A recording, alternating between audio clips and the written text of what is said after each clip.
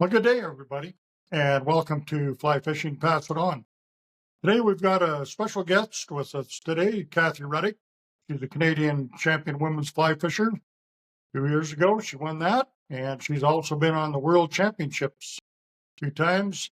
She's been a fly shop owner in Vancouver for a number of years, done lots of schools and seminars.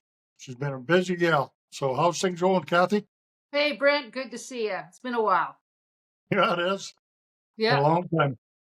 Too yeah, long. Yeah, too long. We have to get on the water again together pretty soon here. sure, sure. Well, we're sure happy to have you here at Pass It On. As we talked before, I was happy to have you come on board. We're chatting about passing a lot of information on to people in the fly fishing community, and it's really nice that you can get people with experience like you have to share with others, and I'm sure they'll get a lot out of it. So I just wanted to kind of meet you today and have you back, maybe if we could in future, for some tips and techniques and some, maybe we'll talk about different species and deep dive into certain subjects. We're kind of generalized today, and I know you've done a lot. Like I said, just being a shop owner, you do a lot for fly fishing because everyone that walks through the door is a new customer, but you spend a lot of time with them people and help them out right from ground zero.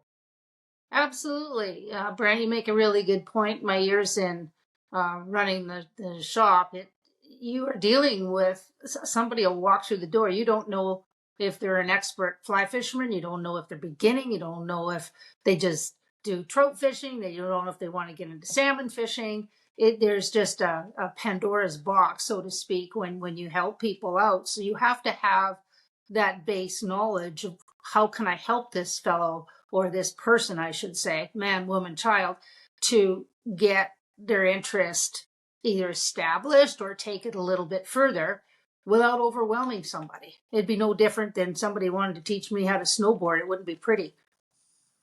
It wouldn't be pretty if I tried it either. No, no. But that is, it's a big puzzle to kind of unravel. Like when a person walks in, I remember a lot of folks, that started, seeing me doing a little seminar or something at a show. And I remember a few of them that were, well, I'd like to learn how to fly fish or try flies or something. And boy, you get the odd one that bites on hard and become a very, very good angler or tire really, really quick. But it's really, that's really enjoyable when you can see those people take the journey in fly fishing that we've got to experience over the years.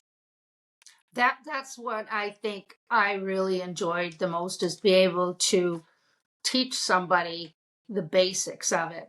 I've got a really good friend that I've helped get into it, and she was very intimidated. She didn't, she's looking at me cast, and she said, "Well, I can't cast like that." And I said, "Of course you can't cast like that. I don't expect you to cast like that. What I'm trying to teach you is to be a competent angler and to go out and enjoy yourself. And if you can cast 20 feet and catch fish, that's great. Just because I can cast 80 feet doesn't mean I'm going to catch more fish than you." So explaining that whole thing and the whole process and enabling somebody to be good at what they do and enjoy at what they do. If they don't enjoy it, then don't do it. But it can be very simple and it can be really intimidating. And I've always taken the simple approach. If people want to dive into deeper, great. As you said, there's all sorts of things we can get into in the deep dive. It goes on and on. But seeing people go out there and catch a fish, tie on their fly, do something right, land a fish, the look on their faces is euphoric. It's great. It's really really good sense of accomplishment. Oh, it is. Just watching someone catch their first fish, like you said, and you've guided lots of people too. You know what it's like to just experience. To see what it. You see it over and over again. It's like when we caught our first fish. You still remember that. I'm sure you Oh, still remember when you started. absolutely. People say to me, "When did you catch your first fish?" I can't tell them what day it was, but I can tell them where I was, the little wharf I was standing on, the what I was using, and catching a fish, and just being gobstruck. I remember the first fly Yeah. I tied and catching a fish on it, and just being gobstruck, and it was the coolest thing in the world. It really was. It gives you a great sense of building when kids, especially, like you're teaching them to catch a fish on something. It's something they built and they did. I think it's great. Yeah, it is like I said, it is a very complex sport if you talk about, the whole realm of fly fishing. But like you say, if that teaching is where you have to really simplify something at ground zero. And I think if you can keep those components there all the time, it's really not that complicated. Even casting is really, straight lines, right? It's not, there's a lot of information out there on the internet right now, and there always has been videos, books, there's experts all over, and they do a great job, very thorough. I'm not cutting anybody down on that, believe me, that's all good information. But it is very overwhelming for newcomers and even intermediate anglers. I mean, a lot of this stuff, is kind of, I'm not saying overboard, but we don't need to know the Latin terminology of bugs, for example. If you know it's a mayfly and it's a tan mayfly size 14 or whatever, you're good. Absolutely. Shape, size, color. And that's what I teach. People would come into my store, ask me, and said, okay, I need flies. Give me all the flies I need. And I said, well, where are you fishing? Well, I'm going up to such and such lake. And then I'm going to go here. And then I'm going to go there. And I said, tell you what, I'm going to give you 12 flies for your lake trip next weekend. And then you use those flies, and then you come back to me when you're going to go river fishing, and I'll give you another 12 flies. You dump Right. everything in front of them all at once, they don't know. Isn't that pretty? Isn't that one got a brown body? Isn't that one got a black tail? It doesn't mean anything. So the education and learning and matching the hatch, I know people have heard that a lot, but it's really true. If you don't know the Latin name of it, you may not even know the bug, but if it's an inch long and it's black, and it's sitting on the surface of the water, then that's what I'm going to do. Sure. It's shape, size, color. Okay, let me try that. And it gets a little trickier when you can't see the obvious. That's where a little bit more of a deeper dive. But again, how many times have people gone fishing and trolled a leech around a lake, and it's just a piece, it's just feathers and marabou, and they catch fish? That's all Yep. it is. It's Yep. about exposing people to the art of fly fishing. And one of my questions that I'm always asking at the beginning of any class now is like, why are you here? Why are you sitting here and listening to me babble on about fly fishing and fly casting and bugs and entomology and ecosystems? And why are you here? Is it because the kayak course was full? Or is it because you definitely want to find out about this? Like what are you curious about? And that teaches me a lot. And I do find a lot of people just saying, well, we just think it's really cool to be able to go out there and cast your fly out and it's super light tackle. Those are the people that are diving into it. Those are the people who are going to stick with it. Some people fly fish once a year. Fine, that's what floats their boat. That's great. But for Yep. most people, I think, that get into fly fishing, they do dive into it a little bit deeper because it's so multifaceted. There's casting, there's knots, there's fly lines, there's flies, and different species of fish. It can keep you busy a lifetime, which I can attest to that for sure. Yeah.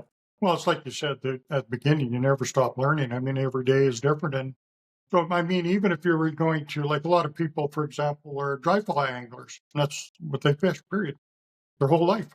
Very enjoyable. And Oh there's no more to it. You don't need any more. If that you like no, fishing streams and rivers or creeks, and that's where you want to be, it has given you all you ask. I was fishing England many years ago, and I was fishing the upper test, believe it or not, and that's kind of like the mecca of fly fishing. And the rules over there are completely different. And talk about learning.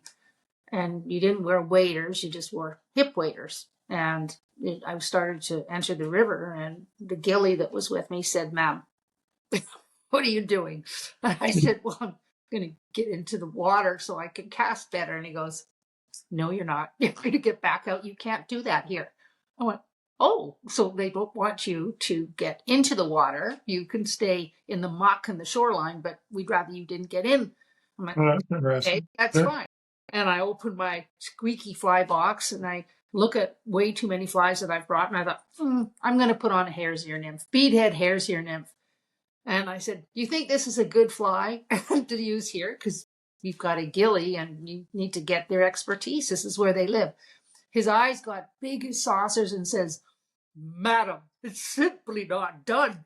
And I looked at him and went, "Oh," so I had to put it back, and I could only fish dry flies the whole day. I didn't know.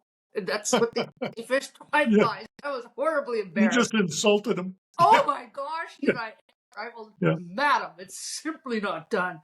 So Yeah. yes, learning. So there you are, standing on the shoreline, casting between bushes and leaves, and your toes are barely wet, Yeah. and casting upstream with a dry fly, and that's how you do it.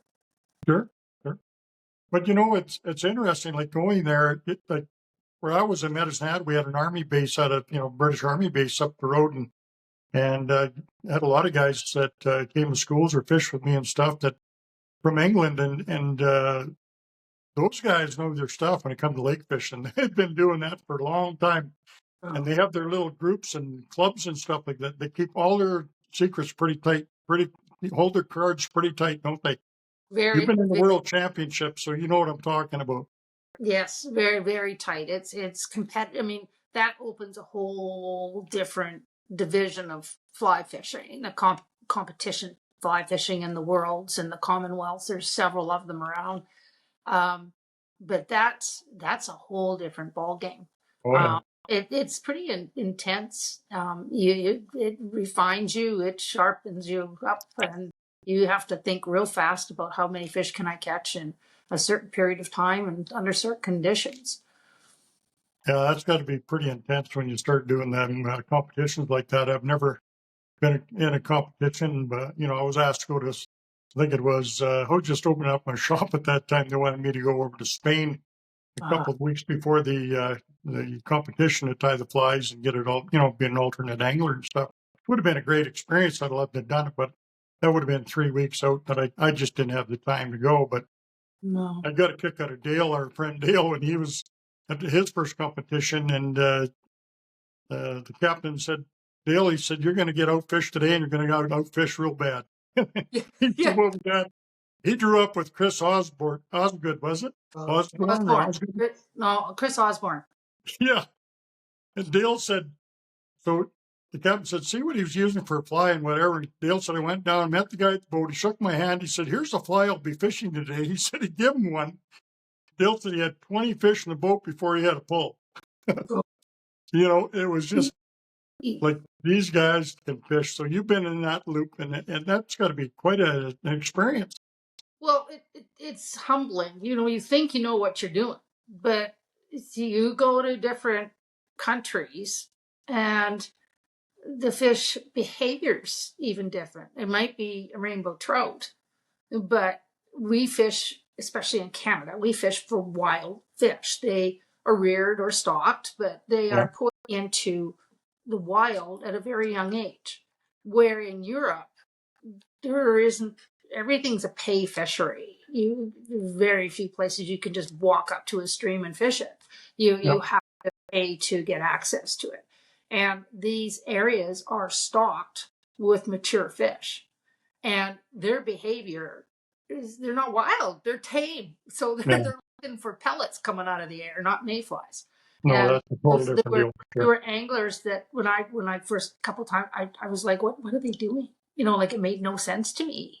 And shape, size, color was, how many little brown things do you have that looks like a mouse turd, and throw it Yeah. in the air and drop, because that's what it looks like, feed coming Yeah. out of a hopper. So it was like, wow, I had no idea. So is it intimidating? Is it humbling? Yes. Do you learn a lot? Absolutely.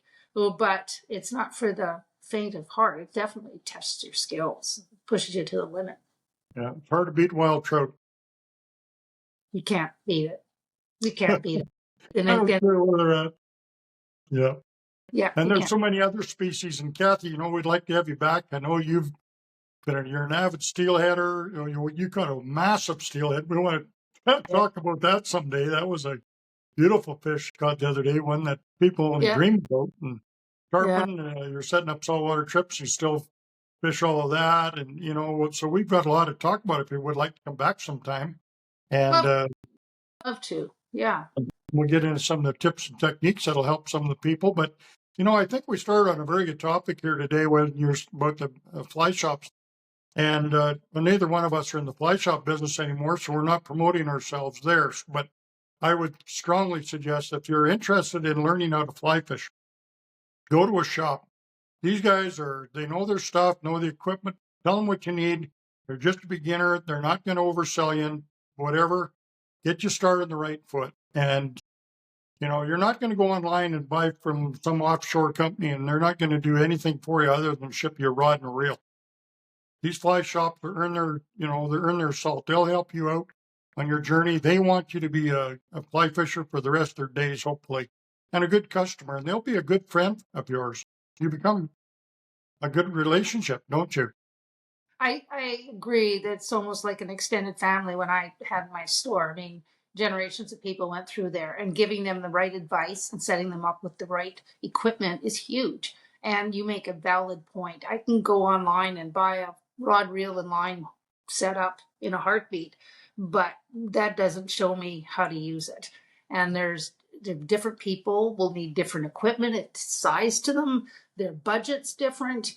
It's a big ball of string to unravel, and you could have the most expensive rod, reel, and line sitting there, and if you don't know how to use it properly, it's you're going to be putting it in the closet, and you're not going to follow through on it because you're not going to have the success. And doing watching the YouTubes, watching the videos, reading books, which seems to be a historic event now, but getting that education is there, and it's really easy to find. But at some point, you need that hands-on instruction to fly cast, and somebody could say, "No, don't do that. Do this," and it'll change everything for you.